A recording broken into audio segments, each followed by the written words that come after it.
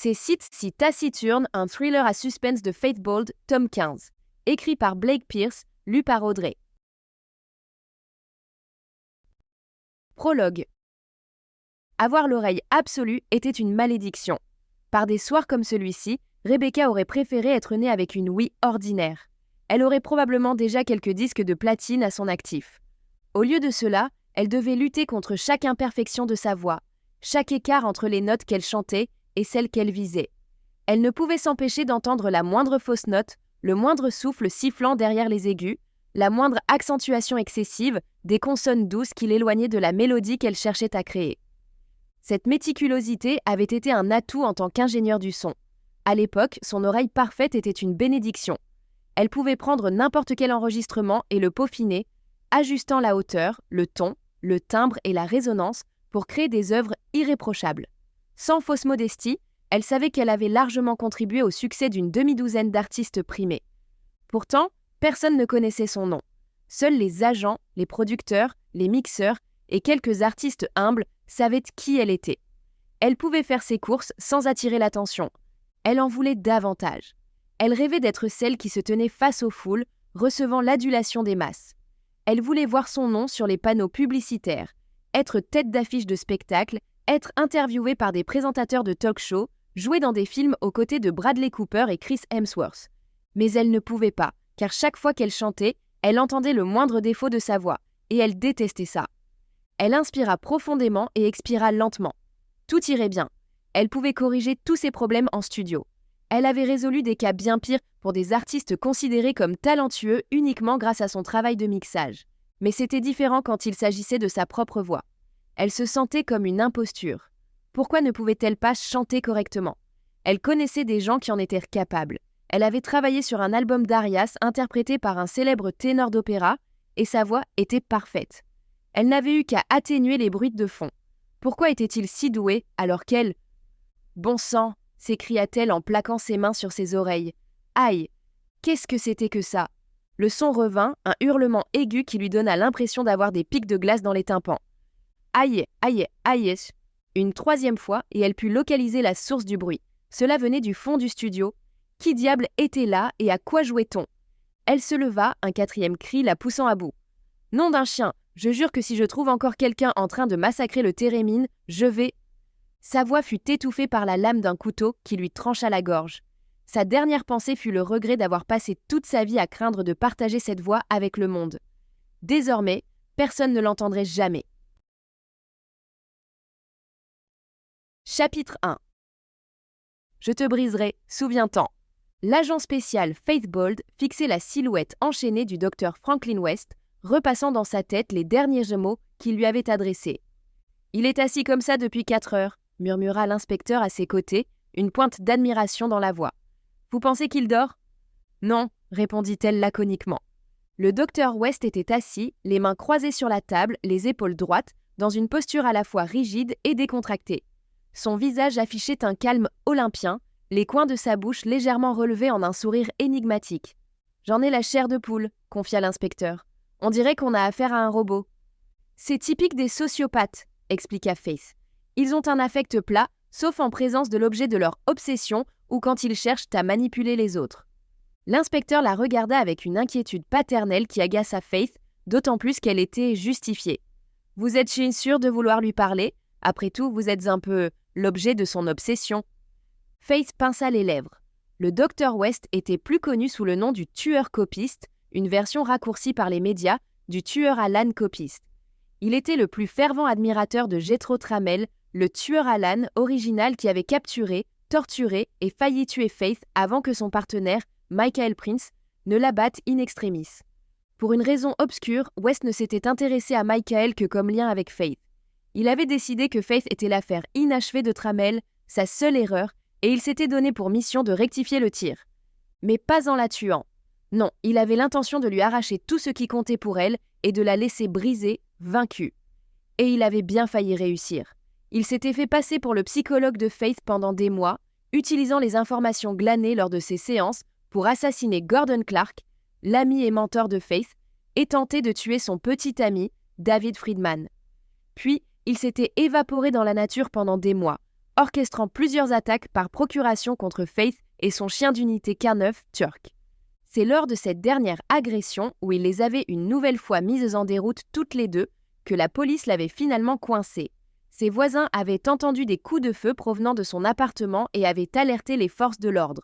Et juste avant que les policiers ne l'embarquent, il avait prononcé ces mots « Je te briserai, souviens-t'en ». Elle aurait pu croire à un dernier sursaut d'orgueil face à la défaite, mais il n'avait pas été vaincu. Il était prêt à les tuer, elle et Turk. La police n'aurait même pas pu l'en empêcher. Pourtant, il les avait laissés en vie. Elle savait que c'était délibéré.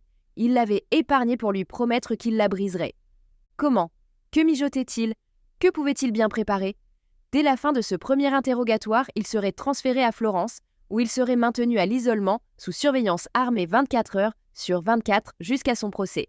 Une fois transféré, il y aurait tellement de couches de sécurité que même les Navy Seals auraient du mal à le faire sortir.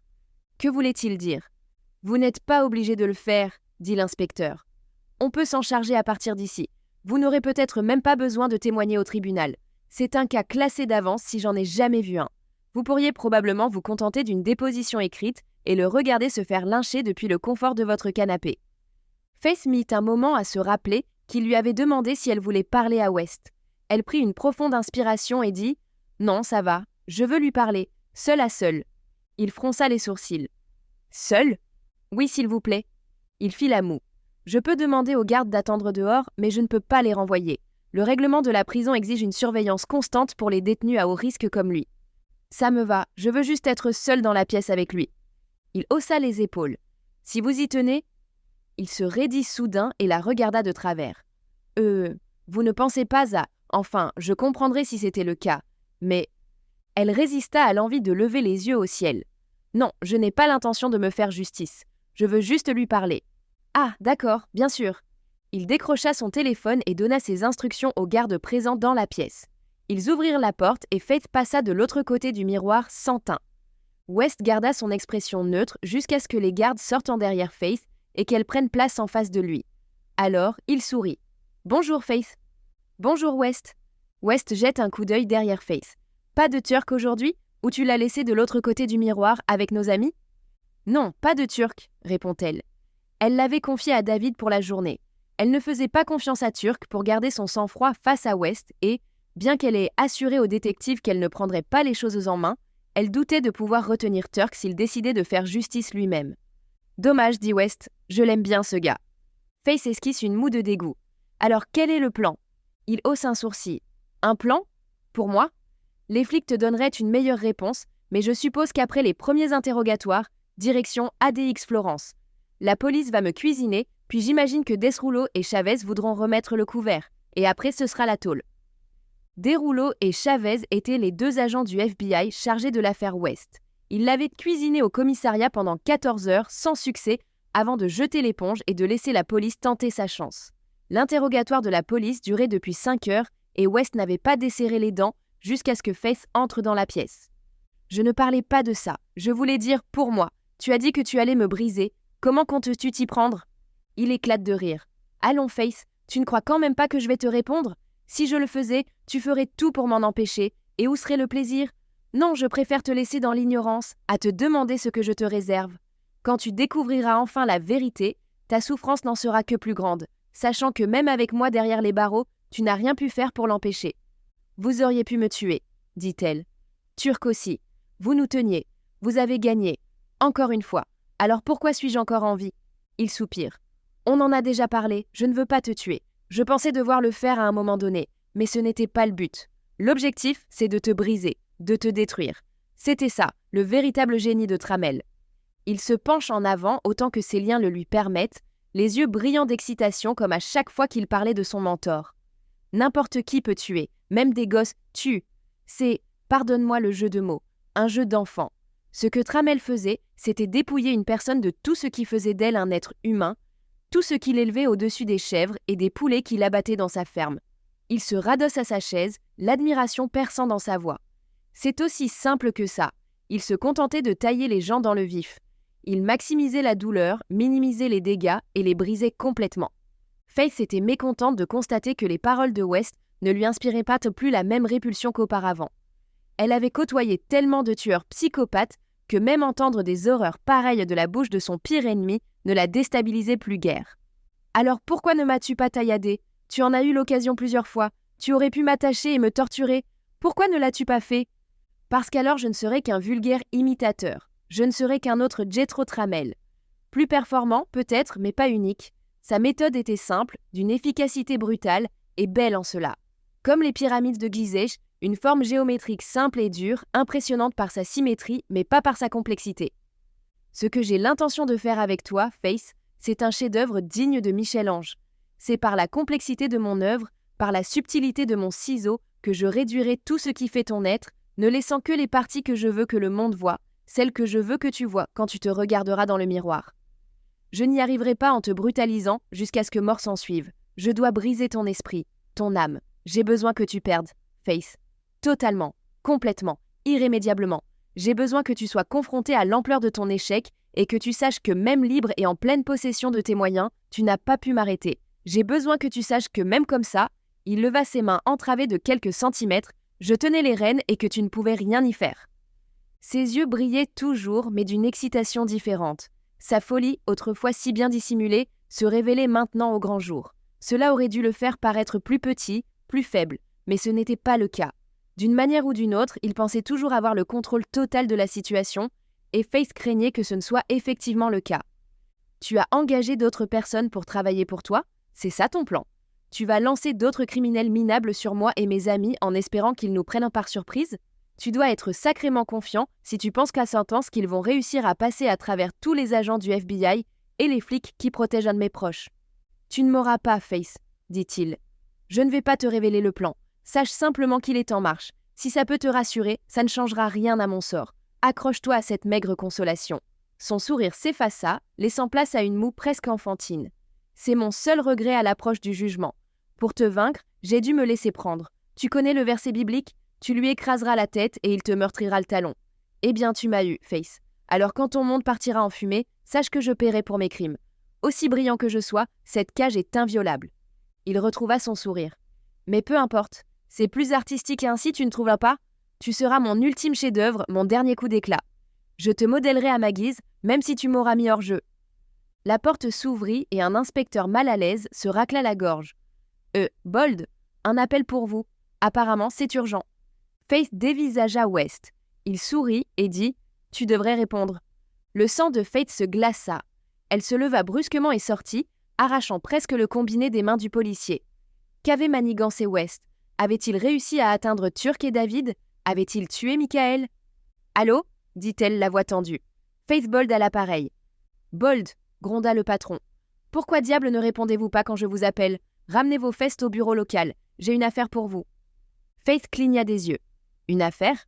Oui, un boulot, votre boulot. Bougez-vous et allumez votre foutu portable. » Il raccrocha et Faith rendit le téléphone au policier nerveux. Derrière elle, West riait aux éclats dans sa cellule. Elle sentit ses joues s'embraser mais garda une voix posée. « Je dois y aller, » dit-elle à l'inspecteur. « Faites-en ce que vous voulez, j'en ai fini avec lui. »« D'accord, » dit l'inspecteur. « Très bien, ça va aller ?»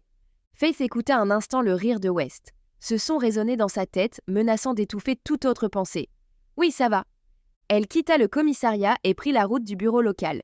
Pendant qu'elle conduisait, les mots tournaient en boucle dans son esprit. « Souviens-toi, je te briserai. » Chapitre 2. Rebecca Wells, 28 ans, ancienne ingénieure du son chez Bethel Records à Redmond, dans l'État de Washington. Elle aspirait à devenir chanteuse. Son corps a été découvert dans le hall de son studio d'enregistrement ce matin vers 1h.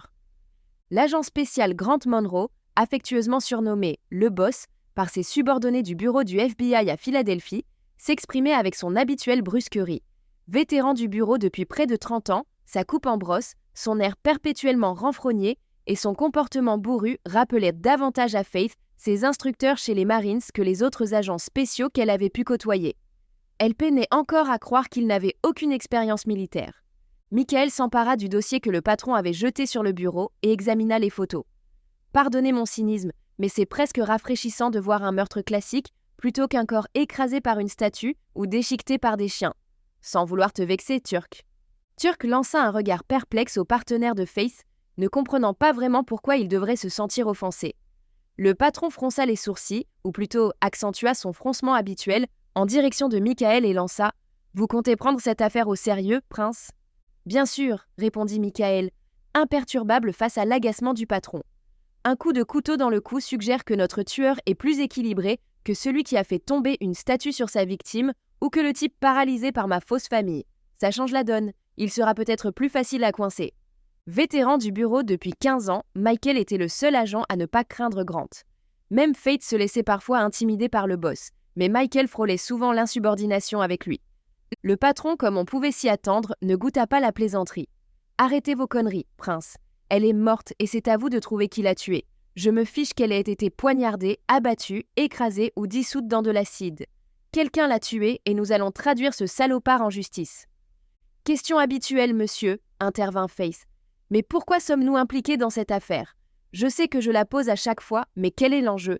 S'il n'y a qu'une seule victime, ce n'est pas un tueur en série. Et sans cautionner la désinvolture de Michael, la mort semble plutôt banale.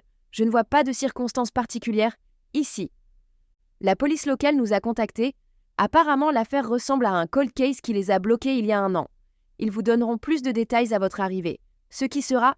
Il consulta sa montre. Dans 8 heures. 6 d'entre elles seront passées dans un avion, ce qui vous laisse 2 heures pour être assis à votre porte d'embarquement. Si vous partez maintenant, vous aurez peut-être le temps de raisonner Prince avant le décollage. Quoi qu'il en soit, fichez-moi le camp de mon bureau.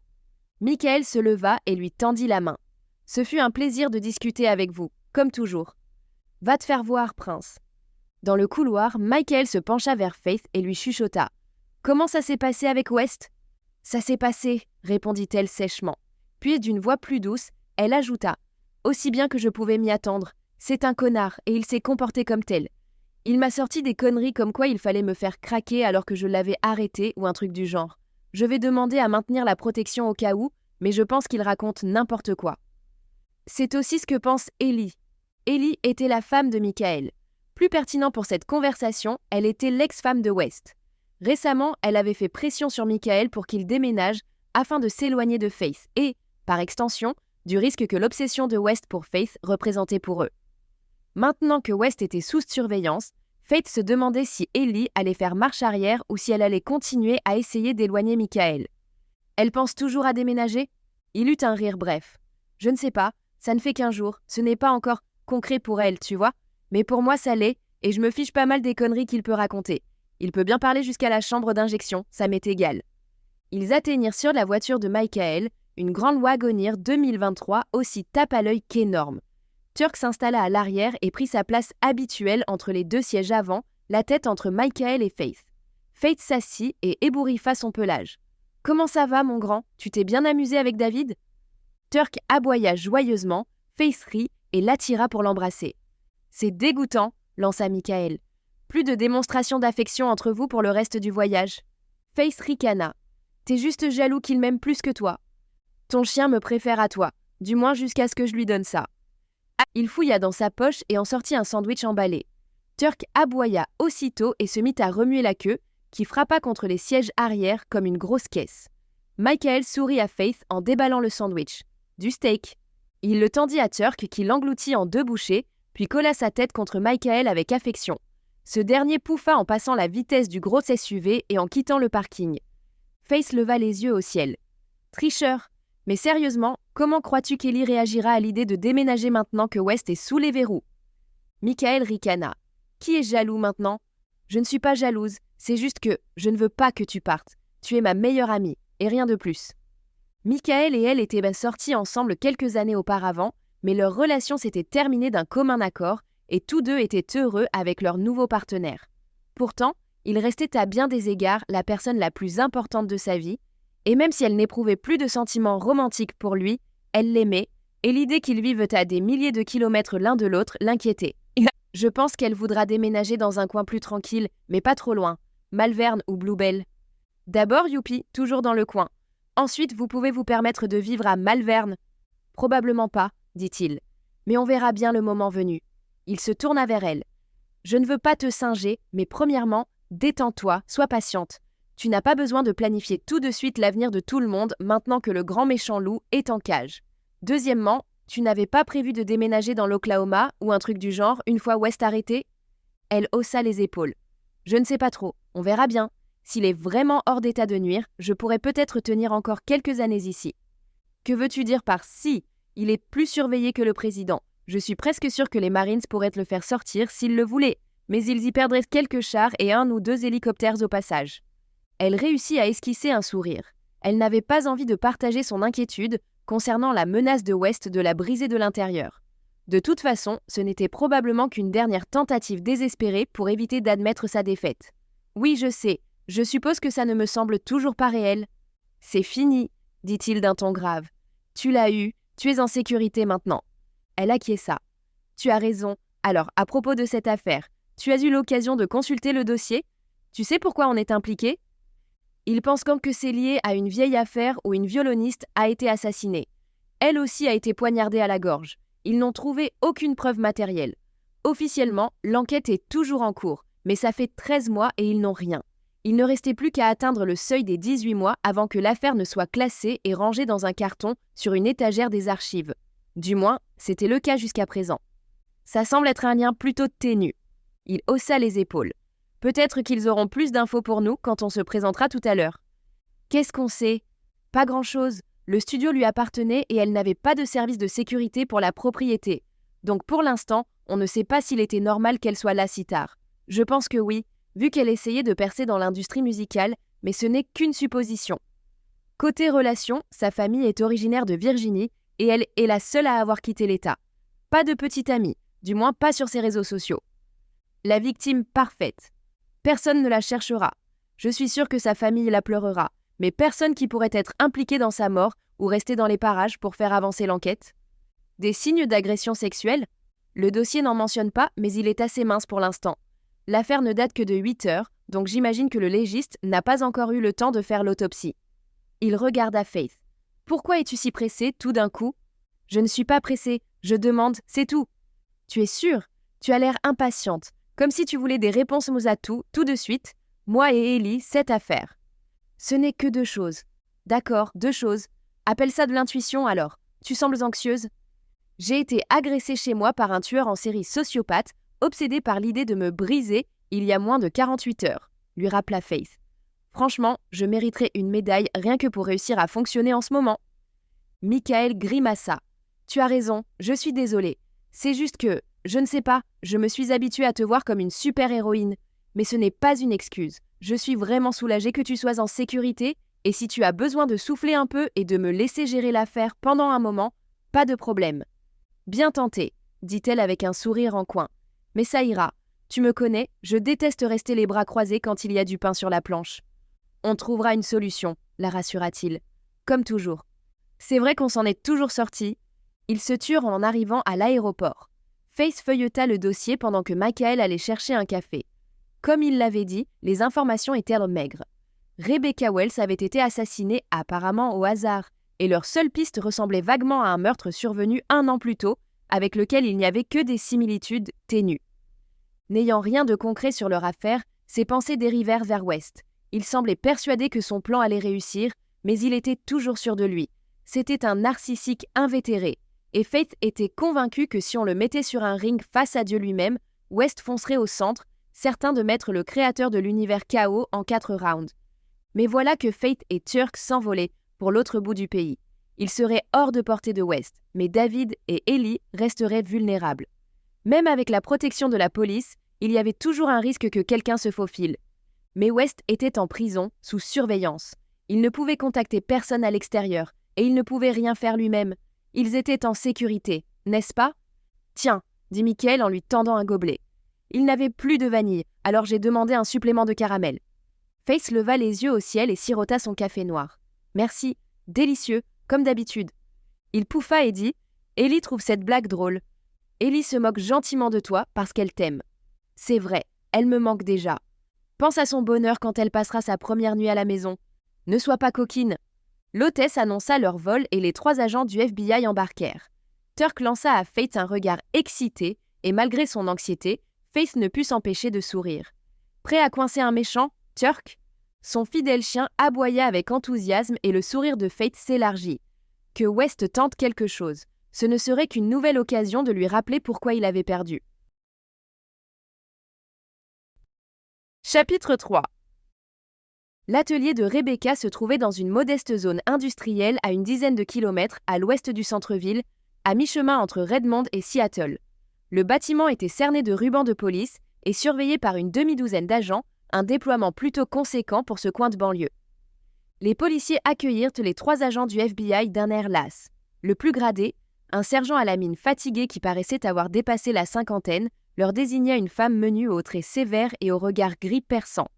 Celle-ci les salua d'un bref signe de tête. « Inspecteur Wanda Simonich, police de Redmond, vous n'avez pas traîné ?»« Notre patron excelle dans l'art de nous envoyer là où il n'est pas, » plaisanta Michael. « Je vois des traces de sang, mais pas de corps. J'imagine que le légiste l'a déjà emporté ?» Wanda fronça les sourcils, visiblement agacée par le ton désinvolte de Michael. Elle garda néanmoins son opinion pour elle et se contenta d'acquiescer. « Le médecin légiste l'a récupéré il y a 7 heures. Il nous a promis l'autopsie pour la fin de journée. Vous aurez probablement les résultats préliminaires d'ici à ce que vous ayez terminé ici. » Turk s'approcha de la plus grande flaque de sang, une mare visqueuse d'1 mètre de large qui n'avait pas encore séché. Le froncement de sourcils de Wanda s'accentua lorsqu'il commença à renifler minutieusement la zone, mais une fois de plus, elle garda sa désapprobation pour elle. « Qui a donné l'alerte ?» demanda Faith. « Un sans-abri du nom de Barry Everett. Il fait la manche sur l'avenue Conch, à environ 1 kilomètre d'ici, et dort généralement derrière l'un des commerces la nuit. A-t-il aperçu le tueur ? Il s'est réveillé en entendant des chiens aboyer et a décidé de bouger, pensant qu'un des propriétaires le cherchait. Pourquoi croyait-il ça ? Vagabondage et flânerie. Il nous a dit qu'il avait déjà été chassé par des chiens et ne voulait pas que ça se reproduise. En passant devant, il a vu le bras de Rebecca par la fenêtre, alors il nous a appelés. Comment vous a-t-il contacté ? Par téléphone portable. Croyez-le ou non, la plupart des sans-abri en ont un. Je n'en doute pas, dit Faith. Où se trouve Monsieur Everett maintenant ? Au commissariat. Il a eu droit à 3 repas gratuits et je parie qu'il va essayer de négocier une nuit en cellule pour avoir un toit. Je ne peux pas lui en vouloir, commenta Michael. Moi non plus, admit Wanda. J'en ferai autant à sa place. Quoi qu'il en soit, on n'a pas pu en tirer grand-chose. Il n'a découvert le corps qu'à 2 heures du matin et elle était déjà morte depuis 1 heure. On ne le soupçonnait pas vraiment, mais il a un alibi. La plupart des bâtiments du coin ont des caméras de sécurité et on le voit sur toutes jusqu'à ce qu'il arrive ici, 1 heure après la mort de Rebecca. Impossible qu'il ait pu être là au moment du meurtre. Quelque chose de particulier sur la scène de crime ? S'enquit Faith. Elle est morte rapidement, répondit Wanda. En quoi est-ce remarquable ? Demanda Michael. D'après mon expérience, ça l'est. Les victimes de coups de couteau mettent généralement plusieurs minutes à se vider de leur sang. Rebecca, elle, y est passée en moins d'1 minute. Il a été poignardé ici. Elle indiqua un point à quelques mètres derrière la grande flaque de sang. Des éclaboussures s'étaient répandues en fine brume sur le comptoir à droite de Rebecca et sur le mur à sa gauche. Nous espérons que vous avez apprécié cet aperçu. Pour continuer à écouter ce livre audio sur Google Play Livres, utilisez le lien dans la description de la vidéo.